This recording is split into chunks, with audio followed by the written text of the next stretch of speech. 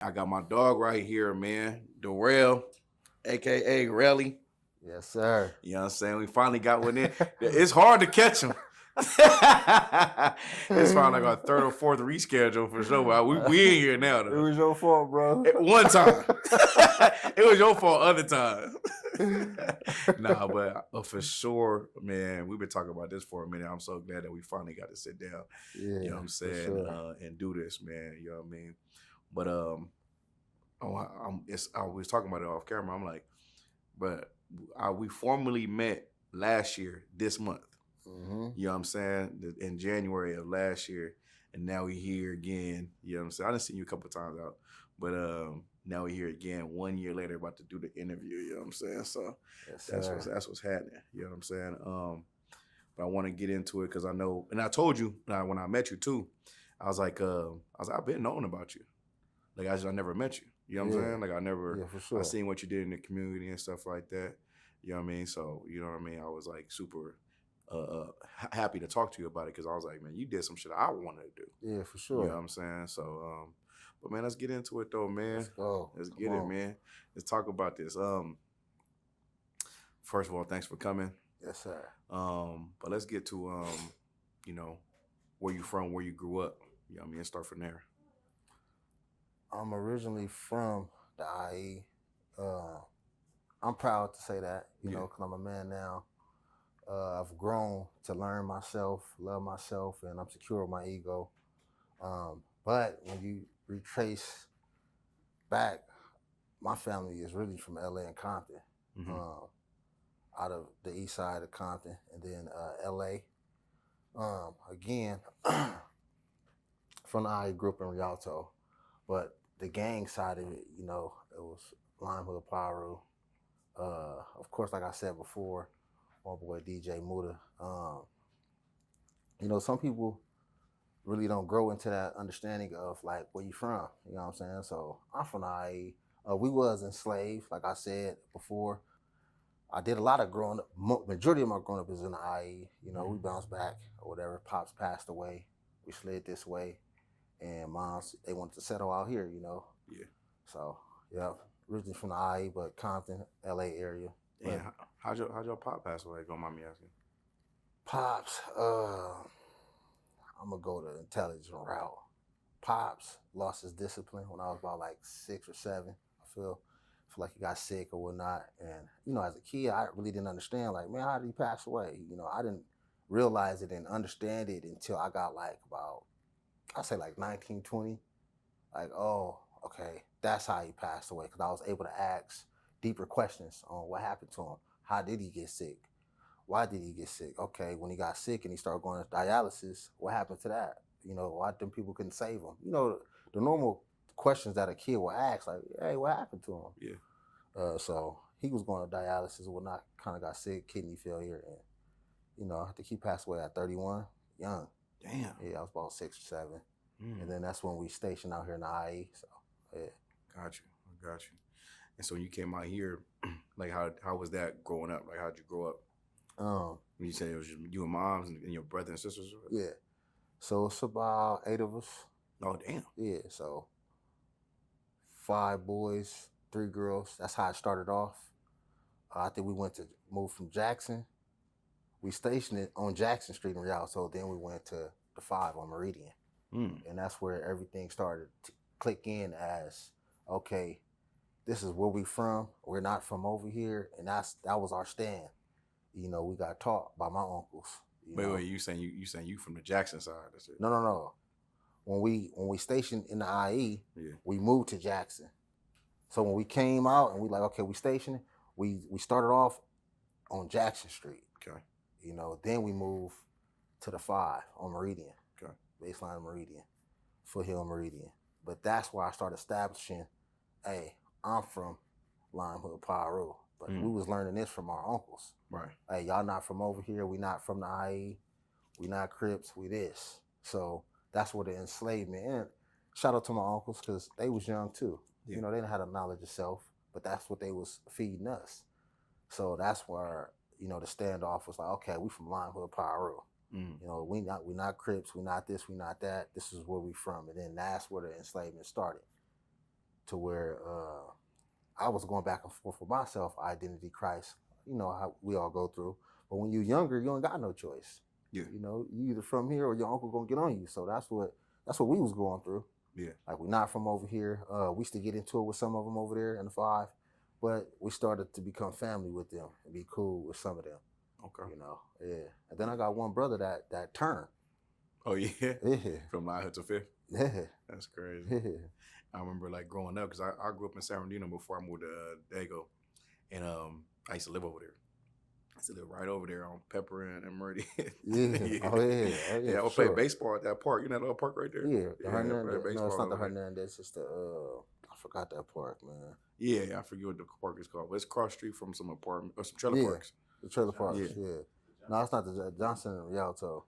Yeah, I forget the park called, but yeah. I forgot that center. So you start, you coming up in the IE. You know what I'm saying? I want to get to going back to Rialto, right? Mm-hmm. Man, talk about, because this is where I know you from. That's what I heard about you being from that 9 Deep group. Yeah. Yeah, talk about that 9. Y'all had a song too. Yeah, for sure. Yeah, I remember that song. Yeah. But talk about that 9 Deep, man. 9 Deep is we all brothers, all day ones, grew up, together, playing basketball, doing certain things. I believe we started at Ike. The idea came at Ike. I'm gonna give you my opinion. Right. This is where my logic come from. They probably got their own. Mm-hmm.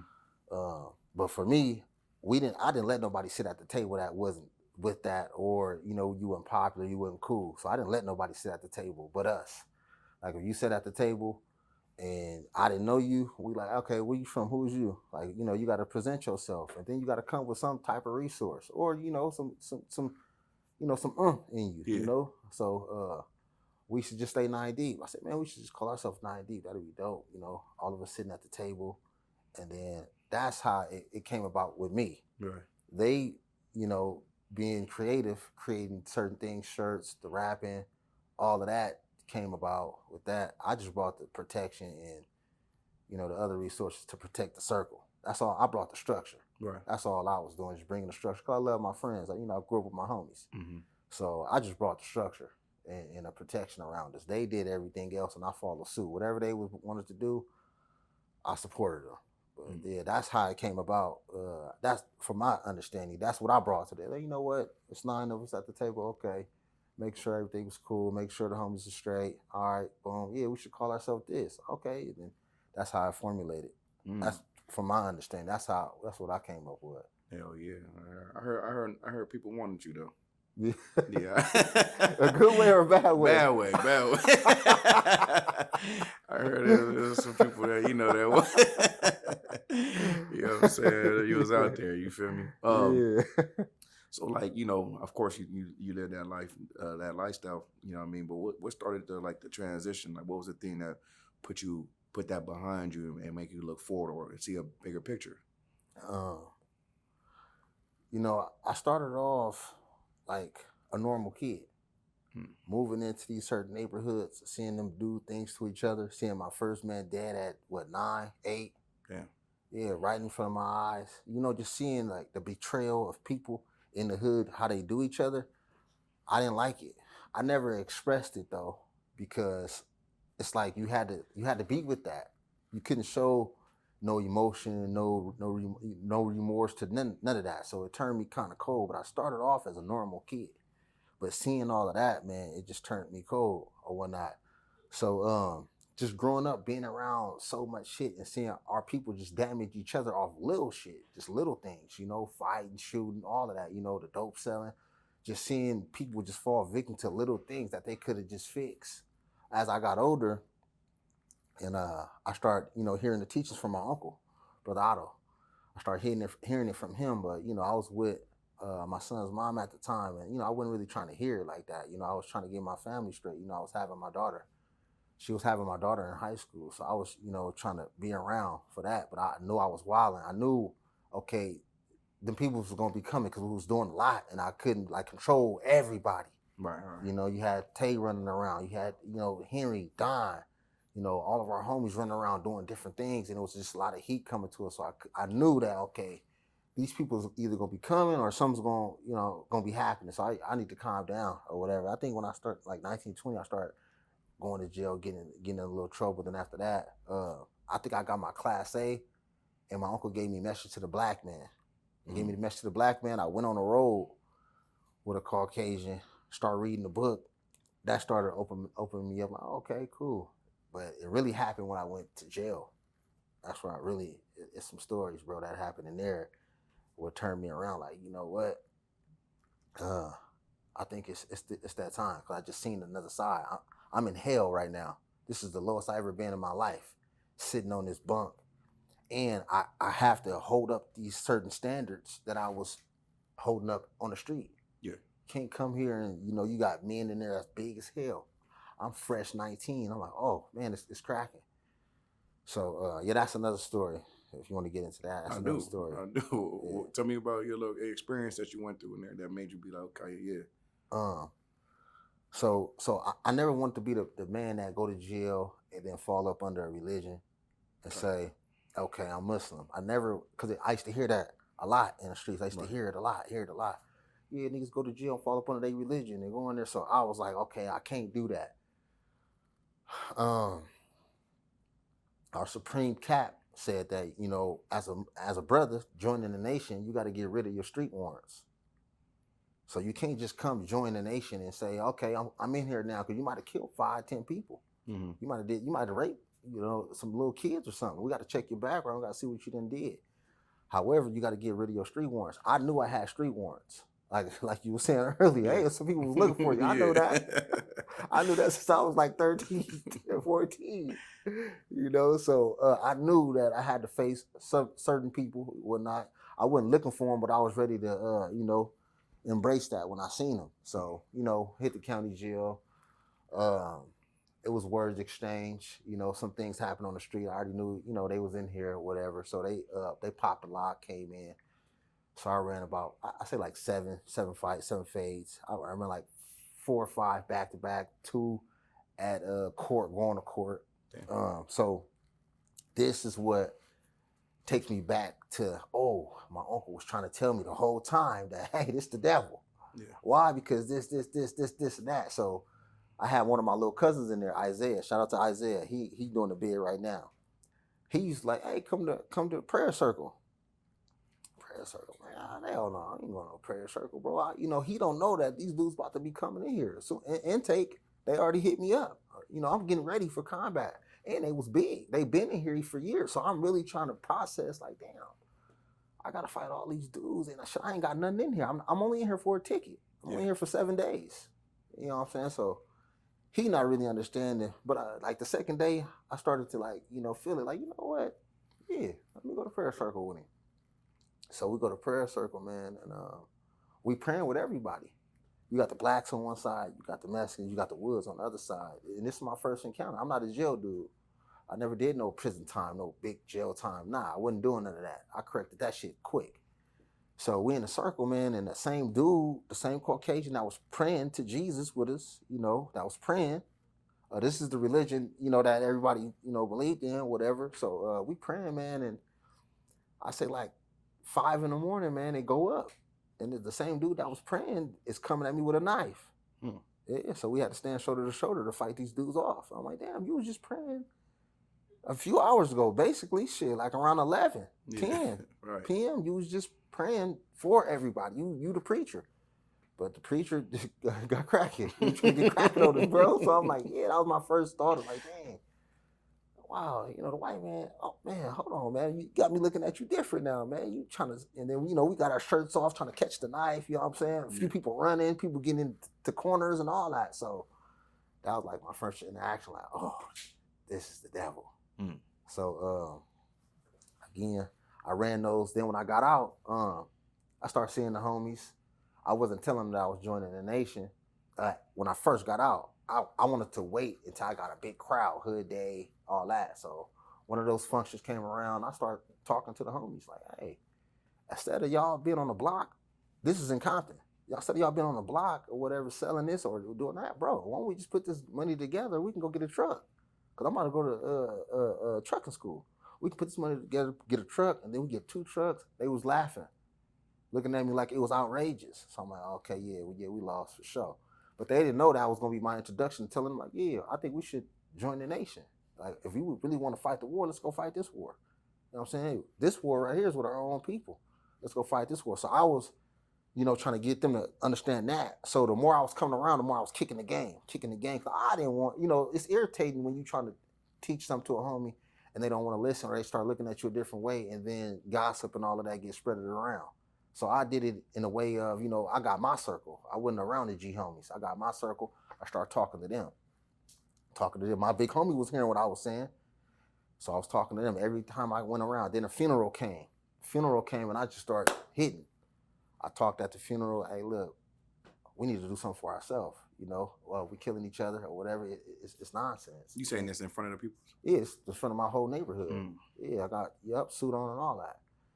And then that was my first introduction with telling them like, yeah, I'm joining the nation. It's over with. I'm not killing no more blacks unless I have to. Unless somebody rape my daughter, do something to my family, or you just trying to harm me and I got to get you out the way.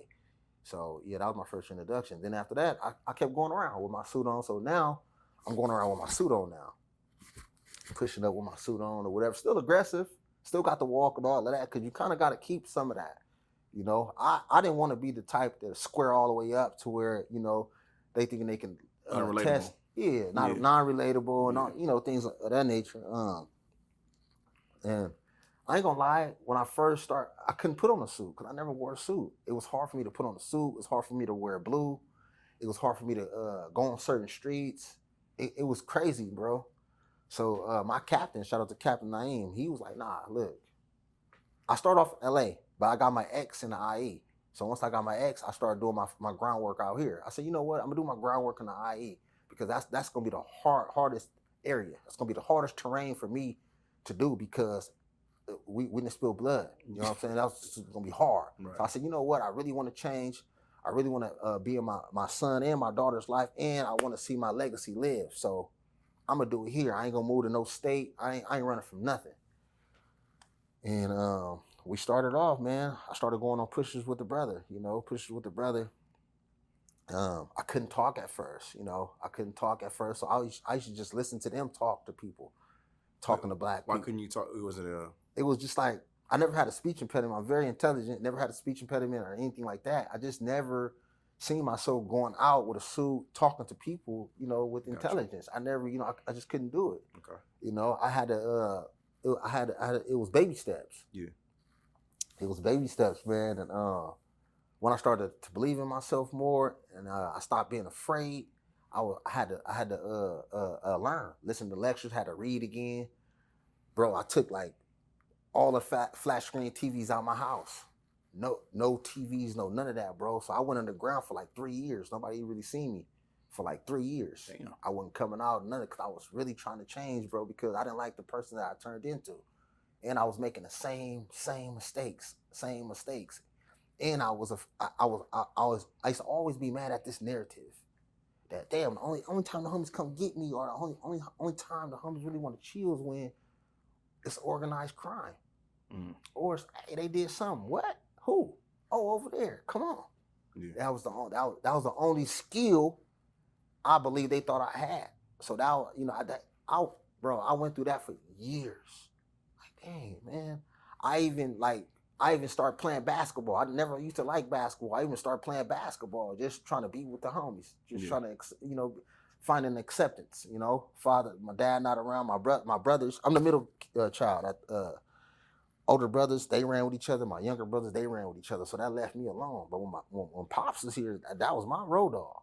So I was like 6 or 7, and he passed away. Then I was like on my own. Damn. That's heavy. You said that the homies would come. You in your mind, you would just see them like when it was time to do some shit. I always go around and be around or whatever, but the homies, like, they already had IQ when we was young. 5th, 6th grade, they was already fly. Yeah, they was already fly. They was already cool or whatever. But my mentality was like, when I was like in like 10, I was really like 13. I was 13. When I was 13, I was 16. I had to grow up fast because of the environment. You know, Yeah. I had to grow up fast. My homies, they really didn't live in a detriment that I lived in. They, they was cool. They were straight. I'm not saying that they didn't go through certain things or whatnot. Yeah. But I lived when it was grimy. You couldn't come over here. You couldn't come over there after like 2-3 p.m. You couldn't. And this is why I start hearing Goldie name. I heard Goldie name when I was young, 8, 9, 10. He went to school, Rialto High, and the shit that they was doing in the community. Riding around, whatever. I used to hear their name because my brother was from over there, and we all lived over there, so we already knew about the politics and what was going on, who got shot, who got killed, who came through, all of that. I knew all of that as a little kid. Damn. Okay, so and okay, so we get to the point where you walking around in the IE, you got the suit on. You know what I'm saying? What is your first message to everyone that you seeing, like people who know you for real? The Minister Farrakhan said this. He said, if you one of those soldiers that come from the streets, stay in that lane. Go teach the people in that lane. Not saying that you can't teach other people, but if you come from that lane, Allah sent you. That's your work. Mm-hmm. We can't send a college graduate that been in school to be a professor all his life or a doctor all his life to come interchange with you, and you get, it don't work like that. Yeah. Allah has certain men for certain missions. So I'm like, you know what, I understand that. Because I was like, dang, man, so I got to learn how to speak Arabic. I got to learn how to talk to people nice. I got to humble myself. You're going to go through every emotion. And y'all know this. You go through every emotion when you try to reform yourself. Right. So I had to find myself in Islam all over again. It was like I was a baby. Right. So I started formulating my own language. So I said, you know what? Every time I see a black man in the liquor store or Food for Less, Stater Brothers, anywhere I walk in, they always staring. And I always had that zeal as a man, the strength as a man to, that chip on my shoulder, confidence. Right. So, you know what? I'm going to start creating my own language to these people, man. So when I used to see a black man, I call him King. I want you to stare at me. Keep staring at me like I'm the opposite. What's going on, God? What's going on, King? So I used to change the language. So when I first started going on pushes, again, I was a baby at it. So I wasn't really speaking like that. Brothers were speaking a little different. And I understood how they were speaking, but I'm like, nah, I'm not coming like that, because certain people will take the paper, certain people won't. Certain people will keep walking off. And I didn't like how they was treating the brothers. I didn't like how black people was treating black people when we were trying to offer you a service, even y'all. Mm-hmm. I don't like how other black people treat us or other services that's black owned. You treat your people bad, but you can go to Stater Brothers and go buy the Sun newspaper. Mm-hmm. You know what I'm saying? You go somewhere else and buy their stuff, but you won't sit here and listen to your brother. So I was like, you know what? I was kind of getting upset. Yeah. And I was still full of aggression, bro. And that was another thing. I had to learn how to suppress how I felt, my thoughts and all of that.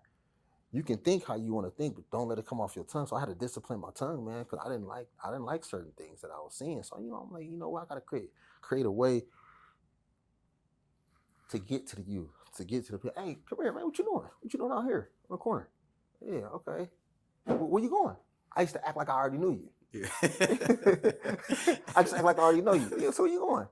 Oh, okay, yeah, come here. Hey, look, read this when you can, bro. I act like I was their big brother. Yeah. Or if it was somebody, hey, big bro, how you doing, man? Yeah. What's your name? Oh, okay. Get them to look at me. Oh, okay, cool. Yeah. You already know we out here in the community, trying to pass some knowledge around to our people. You ever been to the mosque? I don't even let them speak. Right. I'm showing you. Right. You ask somebody, wait, where you from? What? Who? You just be up. So I'm like, you know what? I gotta keep that same aggression, but with love. Right. Shake their hand, let them know, yeah, I'm Brother Durell. Yeah, our masters is up here. Yeah, man, whatever. Oh yeah, I know who you are. Yeah, your son. Yeah, my son played for such and such. It was easier for me. I'm gonna say that. Yeah. It was easier for me because I already knew everybody. Yeah, everybody. Yeah. The thing that I used to think about is like, dang, I'm in a suit. I already talked to my neighborhood. My neighborhood already know the mission I'm on. Either y'all gonna help me or y'all not. And I hope y'all don't become the ops, because of what I'm doing. I'm fighting a bigger war than y'all really know. Right. So I was like, you know what? They embraced me with love. So I love my neighborhood for that. But I was like, dang, man, I gotta go over here. And I gotta go back to the 5. Cause I fought a few of them in jail. I gotta double back over there. Dang. damn, man, that's a big war. Then I was thinking about Goldie, because somebody like, hey, you should, when he first got out, they was like, hey, you sound like such and such. I'm like, I don't sound like nobody. I don't sound like him. Who's he? I started reading up on it. I'm like, oh, I know who this is. Oh, this dude when I was younger. He used to be over there tearing shit up. Yeah. I remember him. I'm like, oh, okay. So it was kind of easy for me. It was easy for me when I started to get comfortable and confident and seeing my people. And it was easy for me to get them. Like, oh, what you doing? Oh, so you Muslim? Like, yeah. So it was easier for me to teach them and get them because I was already hanging with them playing basketball. So they was asking good questions. So I had to go study too. You know what I'm saying? They was asking hard questions. Like, oh. So I had to go study and read and get them the answer because I can't mislead nobody. Remember, I just joined the nation to help Mr. Farrakhan raise our people. I can't lie to nobody. So I had to go study too. I'm still studying now. It's a lot of things that I don't know, but I'm so stuck on trying to wake a dead city up through football, through my son, bringing all of these, the young dudes, 10, 11 to the gym, dropping little jewels here and there, not trying to offend their parents, but it's just a lot. So I'm still stuck on this one stage, and I said, you know what? It's up to the God to wake these people up, or they self. Yeah. You know, or the parents to wake these people up. You know, I can't save everybody. So I was fighting with that for years too. Like, man, I want to save this person. This is my dog right here. I want to get him. Yeah. But you know, yeah. So that's how that went for me. How was it for you when you ran into your enemies though? Like that? I don't know. I got a smile that I put on. Yeah. So you know, because they in their mind, you know, they could still be like, you don't look at them as enemy no more. You change. You different. You do whatever. You know, of course, you still know. Yeah. But how was it if you had that encounter? I'm gonna be honest, man, because you my dog, and I want the people to know how the mind is and how to switch from that. You know what I'm saying? You know, my mentality was like this: I could smile at you, but I don't like you.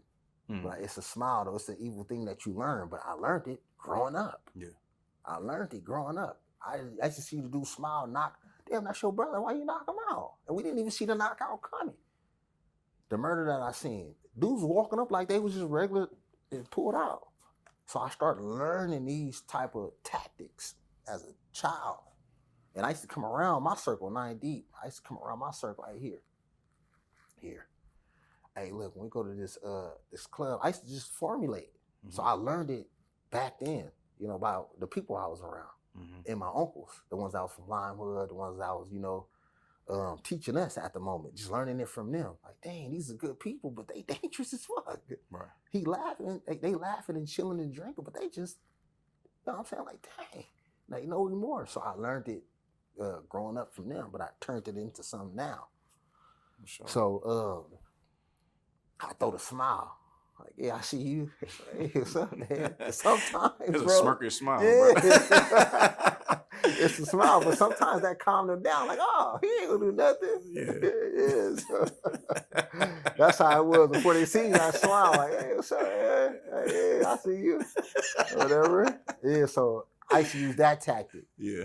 Or what's up, man? Just act like nothing happened or whatever. But if they wanted to talk about it, see, my love language is words of affirmation. You know, I learned that about myself. And I just learned that like 3 years ago. I'm 33 now. I just learned that. Like, oh, man, I like words, man. I love words. I love reading or whatever. I never knew this, though, but I was always good with words. Okay. So, again, I had bad manipulation. I could manipulate you fast. But this is good manipulation, though, because I don't got no weapon on me. The weapon is the truth now. Right. You know what I'm saying? I ain't got no weapon. You got the weapon, so you can really tear me down if you really wanted to. But I was studying so much that I learned how to talk to a man and make him put a gun down.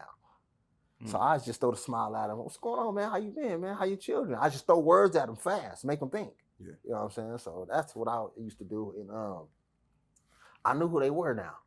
You know what I'm saying? It's just like you seeing a dog, a dead dog. He's still a dog, but he's dead. So I knew this is a guy right here. It's a black man, man. Good man. Facts. And none of my enemies was like, or my circumstance enemies was like bad people. It was always fly, cool. So I already knew their qualities. I already knew, you know, the qualities of them. So I could, hey, so how, you still trucking?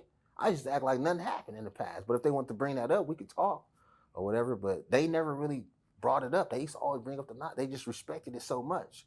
See, I didn't go through what some of the people go through when they change their life. Some Muslims, you know, and some Israelites, and you know, when they come with the jokes. Yeah. I didn't go through a lot of jokes. My homies didn't really play with me like that. Mm-hmm. And then my circumstance enemies, people out there, they didn't really joke on me like that. So I was ready for it because I'm a jokester too. Yeah. But they never did that to me. I was cool. You know, they respected it and they wanted to learn. Right. Yeah. I want to talk about the thing that happened when Nipsey Hussle died, and the stuff you put together with the community. You know what I'm saying, and bringing them together and talking about the what was it? It was to stop the. It was ceasefire. Ceasefire. Yeah. Yeah, it was ceasefire, and that's man. The active should have stayed here, man, because I got a bone to pick with him. Okay. But look, it's not really a bone though. But he's intelligent, man. He's smart, and I learned something from him. And I want to tell him that, hey, man, I learned something from you back then. But we can speak on it. Go ahead. I want you to keep asking your question. When I had the active here, he said he had to talk to you too. That's what funny as hell. That's crazy. And y'all didn't even talk about it when y'all was talking. But yeah, y'all had the ceasefire when Nipsey Hussle got killed, and y'all was able to bring the community together. Man, like I remember seeing my cousin, LP. Remember LP? Y'all remember LP? Rest in peace. Yeah, rest in peace. Because I used to be on his Facebook. I'm like, what he got going on? What's this? You feel me? Yeah. And I'm not knowing. I'm reading the things. I'm like, okay. And I seen you though. I seen a picture of you. Yeah. Because you had your suit on. So I'm like, who's this? Who's this nigga bringing the community together? I'm in my head. I'm like, why are we not doing this shit? You know. But in my mind, I'm like, we not tapped in. Like I'm not from out here. We not even knowing for real. You know. Yeah. So I'm looking. You know what I mean? And I told you between me and you, I was like, oh, I was jealous. You know, like righteously jealous though. Like, oh, that's something I want to do. But but break it down, man. Like what you guys had to do and what communities you had to go to, and what was some of the difficulties of doing the things that y'all did. It started off with Goldie. So when he got out, I forgot who hit my inbox, man, and said, hey, you should tap in with this guy. He just got out and he talks like you. Or no, you talk like him. Mm-hmm. The ego came on. I don't talk like that nigga. Yeah. That's what I was thinking. I don't talk like him. But I'm like, oh, they talking about, because he cut his hair. Right, so I'm like, right. oh, this is Goldie. I'm like, oh, okay, we never really encountered. I'm like, you know what, bro, he is pretty smart, and he got bars. Mm-hmm. So I say, you know, he had the 24/7 moving, the moving company. So I'm like, you know what, man, I'm gonna go help. Power, right? Power. Yeah, power. Yeah. Power moving. Power moving. Yeah. 24/7. Right. Yeah. So I said, man, I'm gonna go work with this dude and listen to his language, see what he about. This is gonna be the first one I pick. It's gonna be the first one I get, and we gonna move. I said, because I gotta get street soldiers that they respect. Yeah. So I was already on a mission. You know, I was already looking up Instagrams. Boom, when he popped out, I'm like, okay, this is a good one right here, and he talking right. I said, so boom, I'm gonna go move with him for free. You ain't gotta pay me, none of that. So every day, where you at? Yeah. He trusted me. Well, damn, that was a good fishing tool. You was like, man, don't even pay me. I'm gonna just work. Yeah. You gotta do it like that. No, nowadays, man. When it's a good brother, man, you gotta just come and show your love, man, and then the blessings will come just like that. Yeah. All that money stuff really don't matter. That's when problems come anyway. Mm-hmm. I went and helped him move. We was doing his moving business. You know, I'm watching him work. I'm watching him talk. I'm asking him certain questions. He don't know that I grew up on Meridian. He don't know that my brother's from over there. I had a brother from over there. He don't even know that he walked up on me and my brother before in the donut shop and banged hard. Him and my brother face to face. He don't even know that. He probably gonna know now because I'm saying it now. Wow. And he know now though that I knew his name when I was little. He's a little older than me, but I knew his name when I was younger. I seen so much, bro. So I was with him every day, listening to him. I go help him move, and then I was driving trucks at night, so I was tired. This how, bro, dedicated I was to helping our people in IE, like shift their paradigm of thinking, bro, so we all can come back together. Because remember, 9 Deep and Bow and all of that, we was all one before until things started happening. So I'm like, you know what? I'm gonna go get him because he's connected over there. So that can be one puzzle we pull in. It's gonna take some years though, and it might not pull in, but I'm gonna tell you how it did pull in. So I was with him every day, boom, connecting with him. Like, you know, we sharing information. Frequency is high every day. We hitting each other with dome shots. I mean, with the knowledge that is. Yeah. Like, dang, this dude's smart. Dang, man, I start respecting him. After that, I'm like, man, I love this brother right here. I love how he moving. I love how he think. I love how he's trying to do the same thing that I'm doing, help a few of his homies or whatever. And that's how that came about. Then we was in LA, Nipsey had passed away or whatever. So I just felt the vibe in me like, man, you know what? I know so many people, I'm about to just throw it out there. I went on the road, came back. I think I did a video, shot it out, you know, just about to kill him, black on black or whatever. Then after that, I said, okay, I got Goldie. He gonna blame on his section. I'm gonna repost. And whoever I feel like is a soldier that hit my inbox, I'm on them. That's gonna be I already got him. It's gonna be my next one. So I had like 10 to 15 guys from different sections, but it was back door. It was behind the scenes. Not back door, behind the scenes. The only one that was on the front line was PD from Hustle Squad. I tapped in with him. That's like my family. My other dude, Scrap from over there from Bow, Goldie, couple dudes from the 5. So I'm like, okay, I got everybody on board. So we're gonna keep sending these messages out as a universal message. It's gonna hit every section. And I knew that it's not gonna be a big thing. Why? Because you trying to wake up people in a dead city. It's not about to be a lot of people that just formulate and come together, because this is the IE. It's where people come to live and sleep. Right. I know that. LA is different. You know what I'm saying? So once I got them pieces, and I got them pieces to come out of their doors, it was on. Hey, go grab him. Hey, see if you can grab somebody. Hey, you grab such and such. We're gonna do it on this day.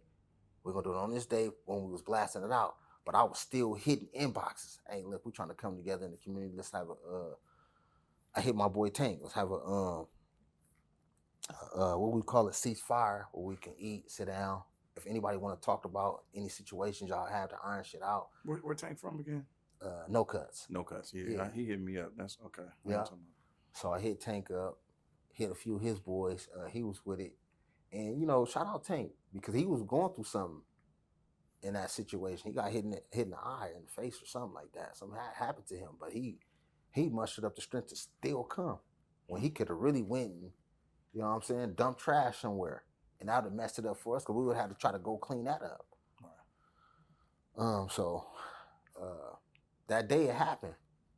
And that day I got a picture that I never posted, because I already knew, as a former gang member, you know, or been, you know, doing my thing out there, I knew that certain people politic on certain people. So I didn't want to post certain pictures that I knew that brothers that came and sat down and talked to each other, that kind of squashed a lot of beef behind the scenes.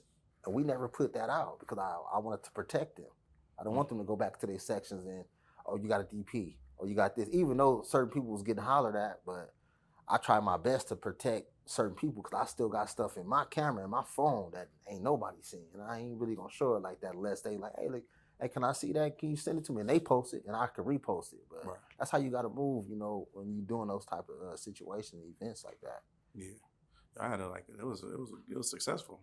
You know what I mean? It brought people together who would never ever come together. Yeah. And behind the scenes, it was a lot of people just thanking me, a lot of people tapping in, and that helped the community in a good way, because certain people didn't join the nation. Certain people, and they know who they are, they didn't join the nation, but now they saying they Muslim. That's good. And that's good for them. Right. You know? And I seen you like campaigning for sure. I remember seeing your pictures on Instagram. You like, you know, got the suit on, and you with people from the streets. You got the book, you give them the book and all that. I'm like, hey, okay, you doing this shit. Like, you know what I'm saying? Like, that was one of your things. Yeah, that was my aim. My aim, you know, because I ain't really trying to promote myself like that on Instagram. I just want to promote me being with somebody that's from the streets, showing the people that, hey, this dude is from the streets. He probably ain't got dirt or whatever y'all know, or popularity, fame in his hood, but look at this dude. He came down here and showed his respect, came and heard the message. So if he can come here, you can come here. And you got potential to change the way you thinking, bro. Right. So don't think that you can't change the way you thinking to, you know, to help the community, you know, be a safer place to live and, you know, build businesses. So that's my whole aim. And that's still my aim to this day. But I'm coming a little different now, because I started growing up in my Islam, and I know that it takes money. I said, okay, I did 10 years. I did 10 years under the book, learning, pushing. So now I got my son. He don't even know how valuable he is. He's really valuable to me, bro, because he opened up a whole nother door that, and I'm gonna let him know, he might not even understand this. When he get older, I'm gonna let him know, like, man, if it wasn't for you playing sports, and people used to say stuff to me, oh, you, a sport and play, such and such, but I had to ignore that. So I don't. That what? It's sport and play. Like, your son is in sport and play. You a Muslim, but your son is in sport and play. What's that mean? Break it down. Sport and play is like where the NFL. Yeah. It's all sport and play. It's all about money. It's all about gambling. And that ain't, that ain't the rise of the black man. You know, that's the Caucasian making his money off our people, and that they athletics. You know, Damn. They build. So that's their thing, because they used to do that in slavery. They used to fight us. Yeah. And they used to bet on each other. Like, yeah, I bet such and such gonna win. I bet such and such. And they used to make us fight and kill each other. And they used to be making money. So it's all for sport and play. Mandigo fights. Yeah, so I didn't, that's sport and play. Your son playing, but y'all don't know what the mission is though. But through my son, I didn't connected with 100 of the little kids that one day I'm gonna be around. I'm gonna be with. Right. I'm gonna be with your son because he ain't got no father. You know what I'm saying? So they don't even know. Like, your son might be with me because bro, it's so much I want to do right now. But yeah, we're gonna speak about that later. And they say I'm being with me. Watch, because I got a mission. And you talk about your business, man. Talk about what you're doing with the foster care and all that. Well, me and my wife, shout out to my wife, Sister Saida Saladin. She was born Muslim. She from the East Coast. Oh, wow. Yeah, so I went back East Coast way to get my wife. Oh, wow. Where's she from? Philly or something? She's from the Bronx. Oh, wow. New York. Yeah, okay. So my wife opened up a whole nother side of my brain, bro. Just meeting her, listening to her, just learning her. She opened up so much wisdom, gave me books. And when I first met her, I'm like, man, I don't want to read those books that you know about. Because, they know about the 5%. She was born Muslim. She's from New York. So they, God came from the east to the west. So they generationally taught. We are not. That's how I feel. They are generationally taught. They taught this. They hitting you. So what's the mathematics today? Mm-hmm. They already taught that. They already getting pressed at. We asking niggas, where you from? It's different on the West Coast, So, I mean, like, it's like our schools. All our schools in the East Coast. Like, the same thing. Headquarters in the East Coast. So we sat down, like, dang, we got the same mission. And we taught the nation that, woman's supposed to be a helpmeet. Mm-hmm. So us combining together, sitting down, talking together, learning our purpose. Her purpose is to teach and nurture. I'm like, you know what? That's my mission. I want to teach and nurture in a different way, like, bring structure to the young dudes or whatever. I said, man, we should start a group home. We should start a group home, or we should start a foster care. We should do something like that where we got our own homes and we teaching people. Just like God came and fished us, somebody came and fished me in, or God came and he's saving his people, coming behind enemy lines to come save that which was lost. Let's do that. Let's implement what the God did. That's what me and my wife came up with. So we put in our application, paid our fee, and we was waiting for everything to get passed. And shout out to my boy Active, my boy Jay, man, that big bro. He kind of threw me the alley-oop on it, on a small family homes. But before he threw me the alley-oop, me and my wife already sat down and talked what we wanted to do. And then I had my nephew and my 2 nieces that was already in the system. My brother that I was telling you about, that's from the 5. Yeah. He ended up passing away last year in February. Oh, man. Yeah, I believe it was February. He passed away. And he had his children in the system. They've been gone for 10, 11 years. So when me and my wife put in our application to see if we can start getting kids, children, I got a call one day, and it was their social worker. Hey, do you have a nephew named Danielle Miller? Do you have a niece, Desiree Miller? Another niece, Danielle Herrera? Yeah, that's my family. Oh, okay. such and such, and they start telling them the condition that they was in. They was in the red. The red mean like, hey, they're separated from their other parent. They need a home now. So I was like, whoa. Call my wife, hey, we gotta go and get them. So boom, I shot up to Victorville, got them out the system, and then after that, it started from there. So my whole vision of what we was doing, it came here. Now I'm focused on them now. Now this I gotta put to the side because now I got y'all back. Now I gotta debrief. A lot of debriefing. Now I'm stuck, not stuck, but now I was blessed to have them back at home. So now, man, it's going good, man. I got two of them with me right now. Yeah. Yeah. That's crazy. So that's how that happened. So it was a blessing because I got my family back, and we building the pieces that we lost. So yeah, it's a blessing, man. Hell yeah. I'll ask you a couple more things before you get up out of here, right? Mm-hmm. With your son being in sports and you talk about the sport and play, and I understand that part, but like, how dedicated are you to, his sports and stuff like that, and how dedicated is he? I'm all the way in with him. Yeah. Because I feel like when I was younger, besides my best friend, grass that's tatted on my head, I feel like sports was my other savior to get out over there from where I was at. I mean, bro, I'm telling you, when I was from like 7 to like 14, nothing but shootings and killings. That's all it was, shooting, killing, and just detriment, ignorant shit. Yeah. So that was my escape to get out the apartments, so I'm dedicated, and it's bringing me and my son closer, because now I get to see what's his weaknesses and his strength, and he's not in the home with me full time. Although I could pick him up every day, he not in the home with me full time. So it's a double work. Yeah. I got what they call it, man. I forgot the term for it, but I had to study a lot, bro, because I had to learn how to teach him through Christianity, through nation, So he 11 now, and his IQ, his understanding of life, his common sense is real high.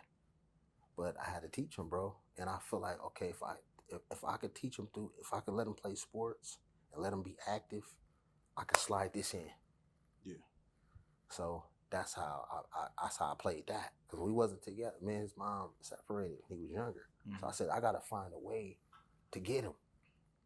I can't just come present it to her and say, hey, I'm just picking my son. I'm gonna keep him Monday through Thursday. It had to be a reason. Yeah. So that was my reason, putting him in sports. We started off with boxing. Then after that, we did track, and then we started with football. But that was my reason to come pick up my son to be in this life, get extra days, sports. Yeah. So I used that, and it came full circle because he's awesome. Right. And, it helped me too, because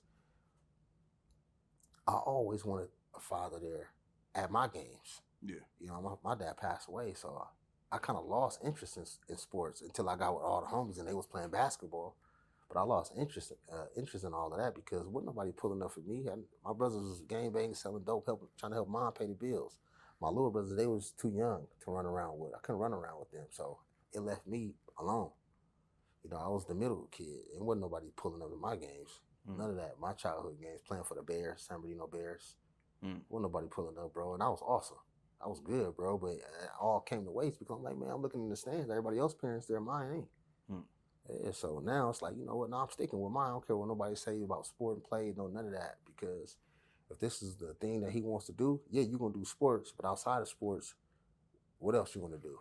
We already didn't figure that out. He got straight A's, so we already know what's going on. He already a little entrepreneur. Yeah, we good. Yeah, he'll blam. He back there asking questions. He'll start going. He'll go for sure. Hell yeah. All right, man. Shit, but anything else you want to put up before we get up out of here? Oh, man, a lot. It's a ton. It's just like a ton of things. We gotta run a part 2. We gotta do a part 2. We gotta run a part 2. You know what I'm saying? Yeah, but shout out to my community though, man. For sure. Yeah, that's it, bro. Any more questions? Yeah, I want to say I had a statement though. That statement, man, like you know what I'm saying? Like I remember when we first talked, you know, I'm an Israelite, you a Muslim, and Oh we yeah. talked, you know. We talked, and he was like, he said, man, we should just talk. I don't even think I was doing interviews yet. I don't know. Maybe I was, but he was like, we don't even gotta go into the science. You know what I'm saying? We just talk as men. I appreciate that you said that because it's like I could do that all day. You know, niggas do that all day. Yeah. But I don't think that's gonna affect anything. What our goal was at least. Nah, You know what I'm no, saying? because I look at it like this: everybody got something to offer Yeah. to the struggle. Mm-hmm. The church, nation, Hebrews. Everybody got something to offer that can help, and Right. everybody got some high science. See, Right, I for ain't sure. me. You know, I grew up in the street, so it ain't gonna be too much talking or arguing. I'm not doing no debate or none of that. We ain't gonna be doing none of that. I'm gonna accept what you say because you're a brother. And you coming to offer me something. Right. So I'm gonna look at you wrong or say something wrong to you, and you trying to offer me something. You know what I'm saying? Or you know what I'm saying? Nah, I look at things different, bro. Yeah. Even with like the what's the one that be come knocking on your door? Jehovah? Joe, isn't it? I be asking them questions and stuff. I be smiling, laughing. So hey, why? So Jehovah, who's that? I be asking them questions about their own little thing. Yeah. And then I remember when you first walked in, he was like, "Oh, this." I'm like, "Oh, okay." I'm like, "Hey, why do they all say we ain't brothers? Man, why are you saying that? Man, I be hearing some of them say that we ain't brothers. Man, how the hell we ain't brothers? But if something happens, I'm gonna fight with you." Yeah. So that was the first thing that was on my mind because I used to study that. Like, okay, majority of the brothers like, nah, hell no, we brothers, bro. Don't fall into that. Right. Those are our brothers. If something's going on, even if we was in a pen, for sure we would have to fight and stand shoulder to shoulder. So I said, oh, okay, that's my only understanding of that. I didn't dive into everything else, bro, because we behind. For sure. We are behind other people, bro. So we don't need to be saying, oh, your religion right, Nah. Yeah. You got 10,000? Okay, I got 10. He got 10, he got 10. Okay, well, let's go get this building over here. Mm-hmm. We can create a community center.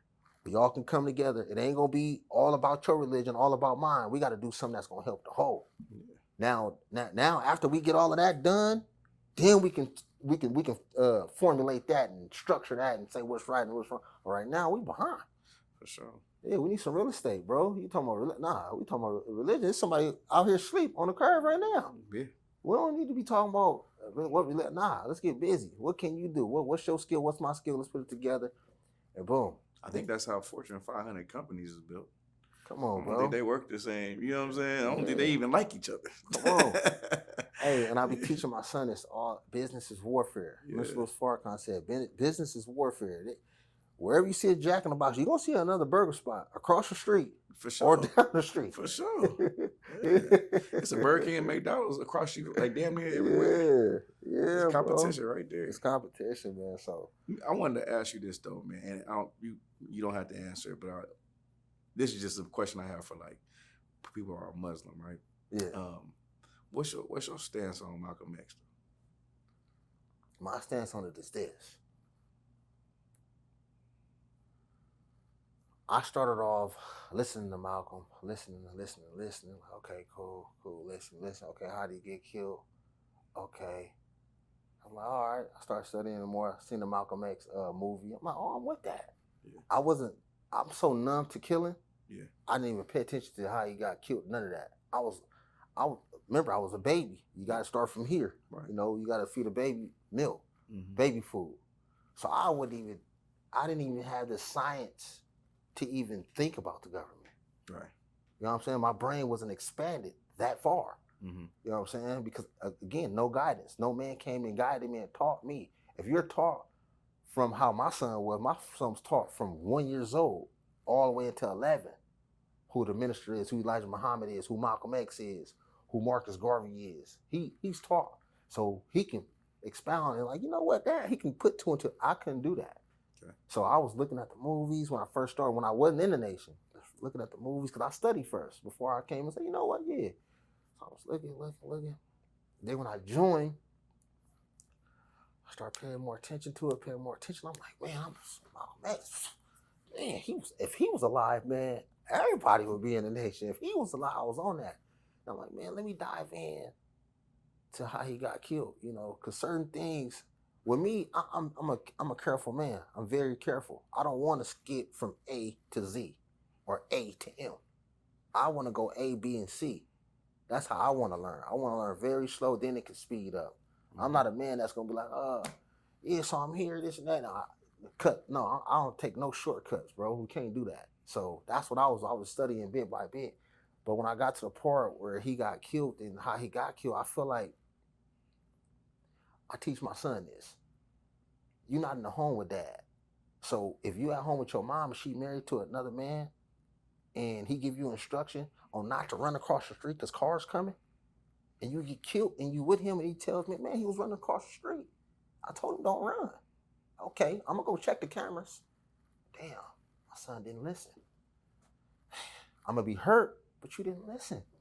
That man told you don't run across the street. Mm. And this is the only wisdom that I have to go by because this is on. I gotta keep myself in the way of it. This how I believe that in the way of Islam, this is what's gonna change me and make me a better man. So I wasn't diving into the YouTubers, Brother Polite, all of them dudes. I wasn't really diving into y'all wisdom about it. I wasn't diving because I didn't want to confuse myself. Then I was gonna get mad all over again. Right. I already grew up a mad kid. Mm-hmm. You know what I'm saying? Insecure about, how my future was gonna look because my dad is gone. You know what I'm saying? So I didn't want to dive into nothing else. So I feel like, dang, okay, yeah, he could have listened to Elijah Muhammad. Yeah, you try to blast him on the wives, but damn, if you look in the Quran, and if you look in the Bible, dang, they had different wives. So you could have defended that. I'm listening. I'm like, okay, you went over there with the other Muslims, try to unite them. Okay, cool. Everything was cool. Then I'm like, dang, why didn't he check? Why didn't he check at the door? Them dudes got in with all of that. Why didn't he check that? So those things that I still got questions like, why didn't he check this and that? And then the dudes that got exonerated, that didn't even kill him. Yeah. And then his wife coming out, his daughter coming out, saying what she was saying about the government or whatever. Do I feel like the nation had manipulation over some dudes? Yeah. My uncle and them had manipulation over me. Yeah. If I overheard something, oh yeah, he socked your uncle. Yeah, that nigga called your uncle such and that, this and that. Yeah, we this and that. And he came around. Yeah, I'm a YG. I'm on you. I ain't about to let none of my big dogs fight. So I'm like, yeah. As a kid, I was like that. On it. Like, yeah, this nigga right here. Yes. As soon as y'all get to talking loud, I'm on him. So that's manipulation without him even telling me. Mm-hmm. You get what I'm saying? So I grew up like that, being easily manipulated. Even with my friends from 9D. Let me hear them talking about somebody over there. And I didn't have nothing to do with it. I jumped right in. What? Nah, really? Nah, we ain't doing none of that. We gonna do this. You say he did who? Nah, we over there. You gonna get down with him? Boom, we pushing over there. Or we at the function, yeah, so I was that type of guy that like a Tupac, how he got on Orlando after, without, you're not even from the mob. Right. Why you gonna get on that dude, bro? Knowing that dude is a killer. Yeah. That was me, the protection of my friends. And that was my thinking. You know what? I feel like he should have listened. Then again, it's like the manipulation. I feel like, yeah, it was a certain type of manipulation. Like, nah, like the phone calls. Because he was trying to call back like, hey, I'm trying to come back in, make it right with Elijah Muhammad, but y'all blocking my call. So I feel like it was manipulation. Hell yeah. For sure, it's going to be manipulation regardless. Mm-hmm. So that's my take on it, man. And then people like, oh, he wasn't in that. Nah, man. And I feel like if he was still living, I do feel like it'd be certain laws, certain regulations that how powerful he was that he was going to bring in to formulate different people. Like the Muslim world overseas, I feel like they would have been more united with us. Yeah. Because he already went over there. They was in love with him. So I feel like they would be interchanging with us and shopping with us. Like Amazon. Yeah. Bezos, he got Amazon, they shipping shit everywhere. So I feel like that was going to be another connection to the oil. They was going to be sending us oil. That we could have had a trucking company. We could have had different things with them overseas. And, I feel like if he was living, that would have sparked a war too, though. I got one more question. What's the difference between FOI and NOI? FOI is the fruit of Islam. Right. The fruit of Islam is the men that belong to Islam in North America. Okay. That's just the men. FOI is like a brother. Like me, I walk in. Oh, that go FOI right there. That's like a brother Okay. in the ranks. Yeah. Yeah. NOI is Nation of Islam. Right. So it's just abbreviations. NOI, Nation of And that's just Islam. all them. Right. Nation is like a people Yeah. that's in Islam in North America. Got you. But it's not separate. Nah. So NOI is everybody. Oh, they in the NOI. If you see three dudes and they be like, hey, they in the NOI. They in the nation. They part of a group. They part of the nation. FOI like is a brother. You know. That's in the nation. Yeah. That's how. Yeah. That's how that is. All right, bet. One more. Yeah. Keep going, bro. You good. I think this is everybody's feeling, but I want to know yours specifically about someone who comes out of prison, who came under the protection of Islam or turned Muslim in prison and comes out back to, who he was before he went in. Yeah. Like, how do you discipline him, or is there a discipline, or is there a rejection, or like, how does that, are you kicked out? Like, say, if I lost my discipline? Yeah, like, say you start blooding again. Okay. You know what I'm saying? And you like in gang politics again after, whatever time that you was not like that in prison. Like you was in prison, you was, under the religion. Yeah. And you came out and reverted back to that. Basically you threw the religion away. Oh, okay. It's a long debrief with you. Okay. Yeah, it's a long debrief with you. Gonna sit you down, ask questions, talk to you about, okay, what happened? Okay, this and that. And after all of that, it's a long debrief though. And you're gonna get watched too. Not watched we pulling up to your house. It's like, you're not gonna be no spokesman. Oh, okay. You know what I'm saying? You can if you take your time.